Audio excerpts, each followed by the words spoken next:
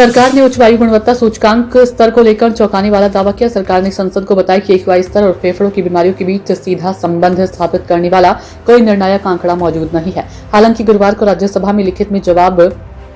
केंद्रीय पर्यावरण राज्य मंत्री कीर्ति वर्धन सिंह ने स्वीकार किया कि वायु प्रदूषण श्वसन संबंधी बीमारी और उनसे संबंधित रोगों के प्रमुख कारणों में से एक है। वे भाजपा सांसद लक्ष्मीकांत वाजपेयी के एक प्रश्न का उत्तर दे रहे थे, जिन्होंने पूछा था कि क्या सरकार इस बात से अवगत है कि अध्ययनों और चिकित्सा परीक्षणों ने पुष्टि की है कि दिल्ली एनसीआर में खतरनाक एक्यूआई स्तरों के लंबे समय तक संपर्क में रहने से फेफड़ों में फाइब्रोसिस हो रहा है, जो फेफड़ों की क्षमता में अपरिवर्तनीय कमी है। वाजपेयी ने यह भी जानने की कोशिश की कि क्या दिल्ली एनसीआर के नागरिकों में फेफड़ों की क्षमता उन शहरों में रहने वाले लोगों की तुलना में लगभग 50% तक कम हो गई है, जहां एक्यूआई का स्तर अच्छा है।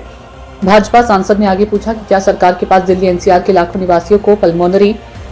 फाइब्रोसिस, सीओपीडी, एम्फीसेमा, फेफड़ों की कार्यक्षमता में कमी और फेफड़ों की लोच में लगातार गिरावट जैसी जानलेवा बीमारियों से बचाने का कोई समाधान है।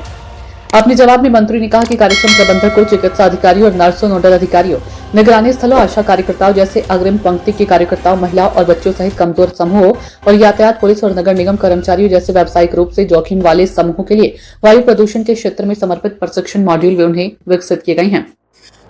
उन्होंने कहा कि वायु प्रदूषण से संबंधित बीमारियों को लक्षित करते हुए सूचना, शिक्षा और संचार सामग्री अंग्रेजी, हिंदी और क्षेत्रीय भाषाओं में विकसित की गई है। सिंह ने कहा कि जलवायु परिवर्तन और मानव स्वास्थ्य पर राष्ट्रीय कार्यक्रम ने कई संवेदनशील समूहों के लिए अनुकूलित सूचना व संचार शिक्षा सामग्री भी विकसित की है। उन्होंने आगे कहा कि वायु प्रदूषण के लिए प्रारंभिक चेतावनी प्रणाली और अलर्ट, साथ ही वायु गुणवत्ता पूर्वानुमान भारत मौसम विज्ञान विभाग द्वारा राज्यों और शहरों को प्रसारित किए जाते हैं, ताकि स्वास्थ्य क्षेत्र और कमजोर आबादी सहित समुदायों को तैयार करने में मदद मिल सके। मंत्री ने कहा कि प्रधानमंत्री उज्ज्वला योजना का उद्देश्य द्रवीकृत पेट्रोलियम गैस के रूप में स्वच्छ खाना पकाने का ईंधन उपलब्ध कराकर महिला और बच्चों के स्वास्थ्य की रक्षा करना है। उन्होंने ये भी कहा कि सरकार का स्वच्छ भारत मिशन शहरों, कस्बों और ग्रामीण क्षेत्रों में सड़कों, गलियों और बुनियादी ढांचे को साफ करने का प्रयास करता है। ये भी कहा कि स्वच्छ हवा इस मिशन का एक अभिन्न अंग है।